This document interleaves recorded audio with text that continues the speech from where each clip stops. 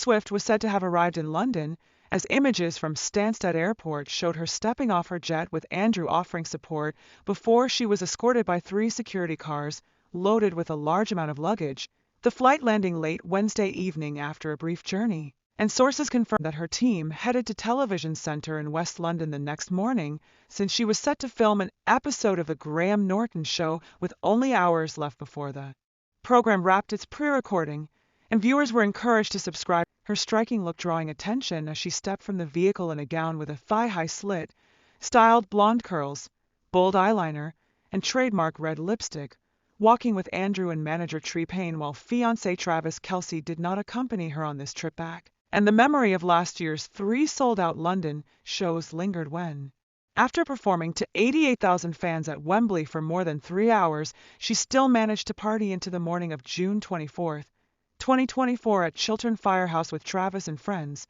the singer wearing a crocheted mini dress with yellow block heels while keeping accessories light, Travis guiding her to their waiting car while wearing a lemon yellow cord with trainers and a Louis Vuitton bucket hat. Joining her in the back seat,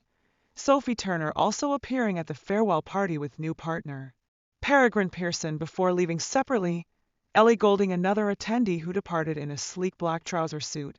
and soon after Taylor's fan base rejoiced when NFL safety C.J. Gardner-Johnson, who had insulted her and mocked Swifties earlier in the year, was released by the Houston Texans after joining them from the Eagles, following his Super Bowl win. This coming months after he wore a sweatshirt at the Eagles parade reading, "Swifties can lick my balls," aimed at her fanbase and at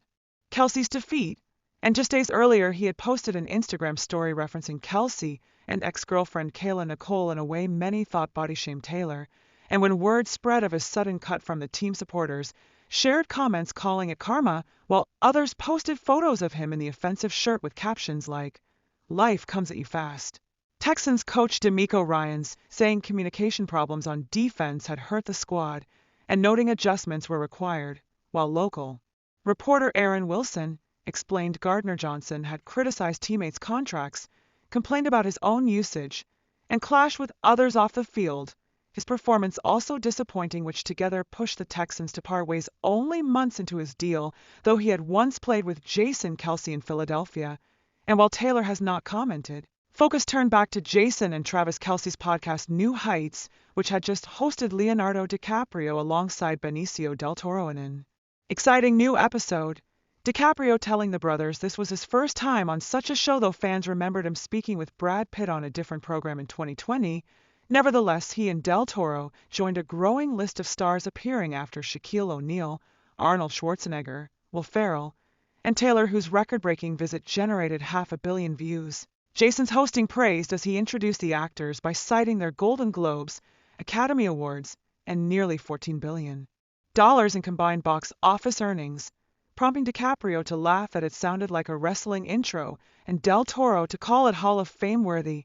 a teaser showing DiCaprio adjusting his headphones so he could better hear Del Toro, and Travis encouraging them by saying they were naturals. Not the first link between DiCaprio and Travis, since in July 2024 both had been seen at Bird Street's Club in West Hollywood with Tristan Thompson before Travis left for Ireland to surprise Taylor on tour. The three socializing inside before leaving around 1:30 a.m., Thompson first, Travis ducking in his SUV to avoid cameras, and DiCaprio last with family including his stepsister, his frequent presence at that club already noted.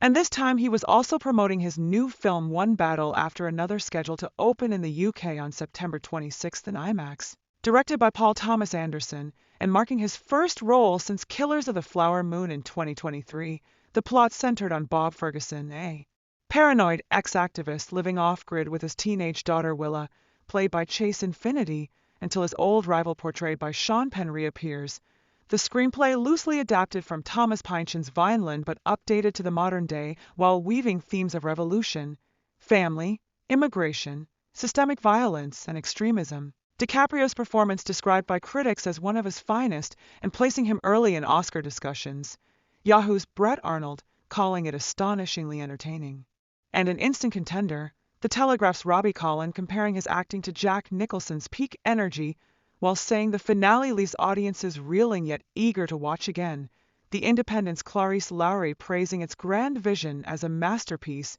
The Standard's Nick Howell labeling it the year's most masterful film, while highlighting Johnny Greenwood's evocative score. And The Guardian's Peter Bradshaw awarding 5 stars, describing it as a thrilling tonal mix that sparks across the big screen. And with Taylor having already shifted from television debuts to using new heights for her own major announcements, the Kelce Brothers platform is now being viewed as a growing hub for stars to promote projects, making it a new epicenter of celebrity conversation. So subscribe to stay updated with Taylor's London appearances, podcast surprises, and Hollywood's biggest names crossing paths in real time.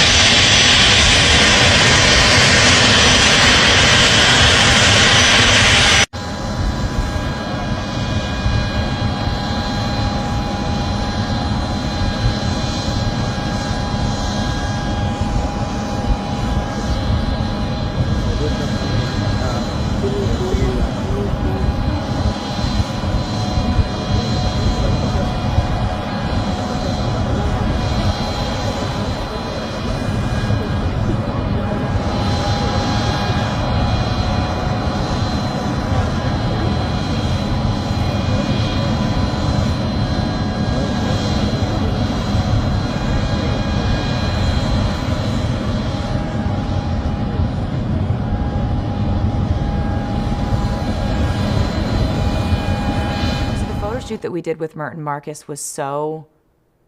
extraordinary, and I was so happy with it that I just wanted the fans to have as many images from this sort of world, this album era, as possible. And so I really spent a lot of time figuring out how I could make the best vinyl product and the best packaging and the best CD experience that they could have. And so we've got the CDs all have photo cards in them. The vinyls, they each have a poem inside of them, a unique poem. They've got like more images than we ever planned to put in there. We chose this really high gloss finish, which I've never done before, and I think it looks so cool. I think, we wanted this album to feel like really luxurious, and kind of as a nod to the luxury that a showgirl puts on when she's on stage. Meanwhile, like in the quick change room, she's like, maybe that's just me, I don't know.